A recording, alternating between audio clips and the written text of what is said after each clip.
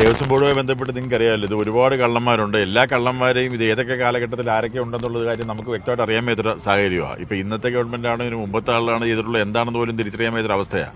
ഇതിന് ഒരു 10-25 വർഷക്കാലത്തെ ഒരു ഓഡിറ്റ് എടുത്താൽ മാത്രമേ ഇതിൻ്റെ യഥാർത്ഥ പിക്ചർ അറിയാൻ പറ്റൂ. ഇപ്പം എനിക്ക് ഈ പരമാവധി എടുത്തുകൊണ്ട് പോയത് നേരത്തെ മോട്ടിച്ച് തന്നെ മെച്ചമാണെന്ന് നമുക്കറിയാമോ? അറിയാൻ പറ്റൊരു സാഹചര്യമാണ്. CPM എന്നുള്ള ഇത് എല്ലാ രാഷ്ട്രീയം ഇവിടെ ഉണ്ടായിരുന്ന ഈ കഴിഞ്ഞ എത്ര വർഷക്കാലമായിട്ട് കൃത്യമായി നോക്കി ആരെന്ന് എങ്ങനെ പറയാൻ കഴിയും? ഇപ്പൊ CPM എന്നോ അല്ലെങ്കിൽ CPI എന്നോ അല്ലെങ്കിൽ കോൺഗ്രസ് എന്നോ പറയാൻ വയ്യാത്ത അവസ്ഥയാണ്.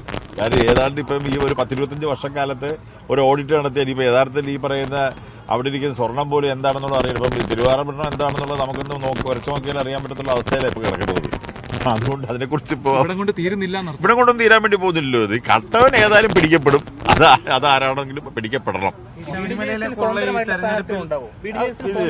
ഞങ്ങളത് ചർച്ച ചെയ്ത് തീർച്ചയായും ഞങ്ങളുടെ NDA സ്ഥാനാർത്ഥികൾ മാത്രമേ. ശബരിമലയിലെ കൊള്ളയും ഈ തെരഞ്ഞെടുപ്പിൽ പ്രതിപാദ്യ വിഷയമാവും. തീർച്ചയായിട്ടും ആവുമല്ലോ.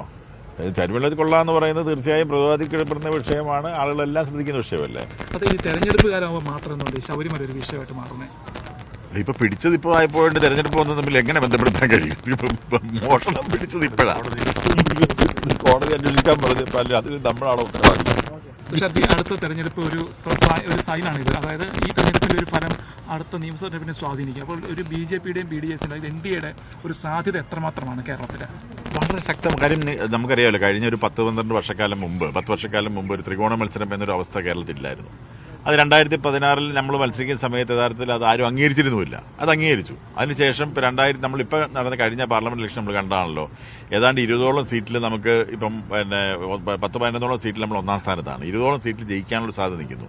അതുപോലെ ഒരാൾ ജയിച്ചു. നമ്മൾ മറ്റുള്ള എല്ലാ ആൾക്കാരും രാജീവേട്ടൻ ഉൾപ്പെടെയുള്ള ആൾ വെറും 8000 വോട്ടാണ് തോറ്റത്. കാര്യം കേരളത്തെ സംബന്ധിച്ചോളം NDA എന്ന് പറയുന്ന മുന്നണി എന്ന് പറയുന്നത് വളരെ ശക്തമായിട്ടുള്ള മുന്നണിയാണ്. അതുകൊണ്ട് ഈ പഞ്ചായത്ത് ഇലക്ഷനിൽ വലിയ വിജയം ഉണ്ടാവും. അതിനുശേഷം നിയമസഭാ ഇലക്ഷനിലും ഇവിടെ വൻപിച്ച നേട്ടം ഉണ്ടാവും എന്നുള്ള കാര്യത്തിൽ യാതൊരു സംശയവുമില്ല. ഈ തദ്ദേശ തെരഞ്ഞെടുപ്പിൽ NDA മത്സരിക്കുന്നത് ഏത് മുന്നണിയായിട്ടായിരിക്കും, ആരുമായിട്ടായിരിക്കും പ്രധാന മത്സരം എന്നൊരു നിഗമനമുണ്ടോ?